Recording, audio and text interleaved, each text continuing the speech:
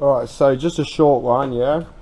This is an LSLT brake light holder, okay? I get a lot of cars coming in nowadays where the brake lights work and the tail lights work, but if the tail lights are on and you hit the brake, then the light goes out.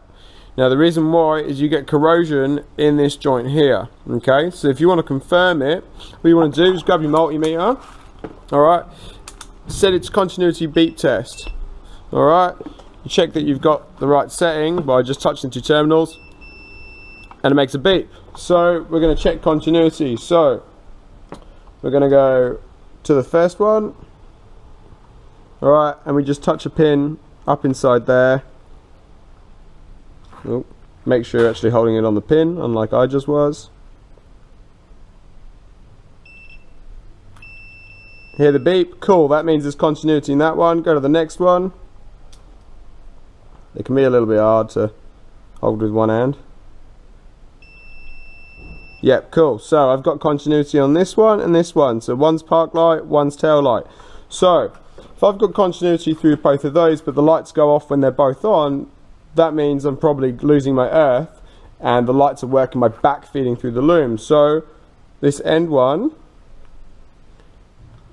the side bit is the earth, and you see how there's no noise, but if I touch it on there, so that means there's a break somewhere between this part here and that pin there. So you could just go out and buy another bulb holder, but they're quite expensive, or if you want to be a little bit cheeky, you can grind this plastic away here and then solder repair. So I'll grind that up and then I'll show you what it looks like when I'm finished.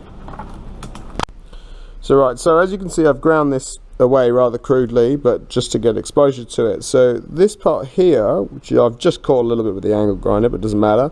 This part here is this earth section here, and then this little spring piece here is what's going to our pin there. So what happens is you get corrosion or it just moves. So you see how I can easily move that. So all I'm going to do is just heat this up with a soldering iron, pop a blob of solder on it, and then I'm going to seal this all back up with either a hot glue gun or some resin. It's not going to look the prettiest, but at the end of the day it's behind your lights and it works. So spend about $30–40 and get a new one, or just do it like this. It's entirely up to you, your car at the end of the day. So I'll show you when I'm done. So what I'm going to do, I'm using a gas soldering iron, yeah? You want to get cranking nice and hot. Make sure it's all clean. I just clean it by just sticking a load of solder all over it. You're meant to then wipe it off on a sponge, but I just give it a good flick so it looks nice and clean. And then literally, you've got to be a bit quick with this so that you don't melt too much of the plastic. Dab of solder on the iron just to help it. Heat it up.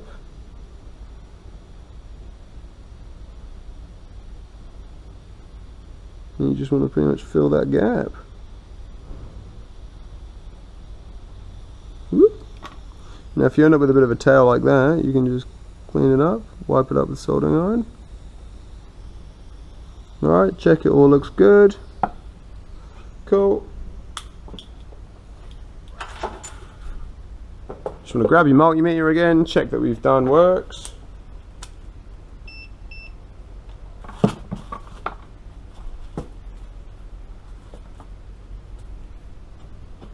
So we're going to go earth pin,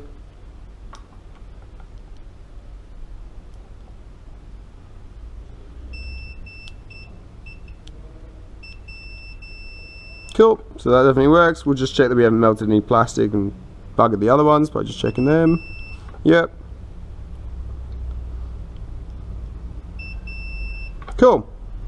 So now you can fill that with resin, or I'm just going to use a hot glue gun. Alright, so glue gun's hot. Literally. Alright, gorgeous.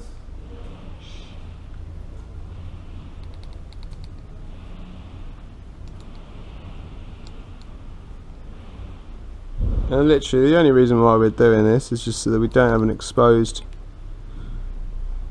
piece of live wire. Well, this is actually the earth, but still shouldn't have anything exposed because that's how corrosion happens.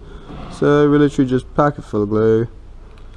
It'll do exactly the same job as putting some resin on there, like that. And now just leave that for 5–10 minutes to cool, bang it back in, it'll be sweet. So now the glue's dried, you can see it just looks like that.